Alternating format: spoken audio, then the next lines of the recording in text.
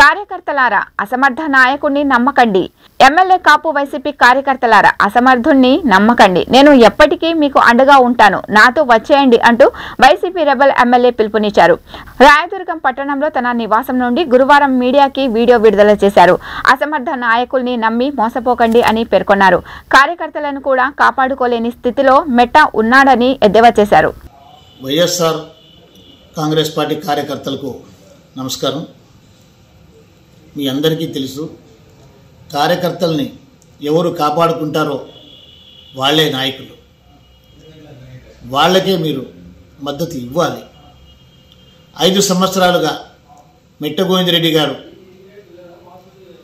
పార్టీలో ఉన్నారు, మంచి పదవిని కూడా అనుభవించారు. ఆ పదవిని అడ్డం పెట్టుకొని ఎన్నో రకాలుగా ఏమేం చేసుకోవాలో కూడా చేసుకోవడం జరిగింది. ఆ విషయాలు మీకు తర్వాత చెప్తాను. ఇక్కడ ఒక విషయం గుర్తుపెట్టుకోవాలి, మన ముఖ్యమైన కార్యకర్త గోపి చనిపోయినాడు శాంతినగర్లో. అదేవిధంగా కాశీపురం సత్యనారాయణ చనిపోయినాడు. అదేవిధంగా మల్కాపురం మంజు చనిపోయినాడు. అదేవిధంగా మన ఆదిగానపల్లి వెంకటి చనిపోయినాడు. మళ్ళీ గుడిసెలపల్లి నుంచి బస్సురాజు, ఈ విధంగా ఎంతోమంది కార్యకర్తలు చనిపోయారు.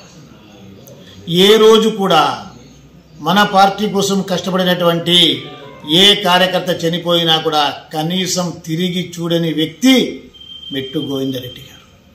అదేవిధంగా మన పార్టీ కార్యకర్తల తల్లిదండ్రులు ఎంతోమంది చనిపోయారు, బంధువులు ఎంతోమంది చనిపోయారు. ఏ రోజు తిరిగి చూడని వ్యక్తి మెట్టు గోవిందరెడ్డి గారు. కరోనా లాంటి కష్టకాలంలో మన పార్టీ కార్యకర్తలు కూడా కరోనాలో ఆరోగ్యాలు బాగలేక ఆసుపత్రిలో సీటు దొరక్క రకరకాలుగా ఇబ్బందులు పడ్డారు. ఏ రోజు మెట్టు గోవిందరెడ్డి గారు పట్టించుకున్న పాపాన పోలేదు. ఎంతోమంది చనిపోయినారు, ఆయన రాలేదు, కనీసం నివాళి కూడా అర్పించలేదు. ఇలాంటి వ్యక్తుల్ని నమ్ముకొని మీరు ఈరోజు పోతారంటే రాబోయే రోజులలో మిమ్మల్ని ఎవరు చూసుకుంటారు? ఒక్కసారి ఆలోచన చేయండి. ఒక నాయకుడు మద్దతు పొందాలంటే ఆ నాయకుడికి అర్హత ఉండాలి.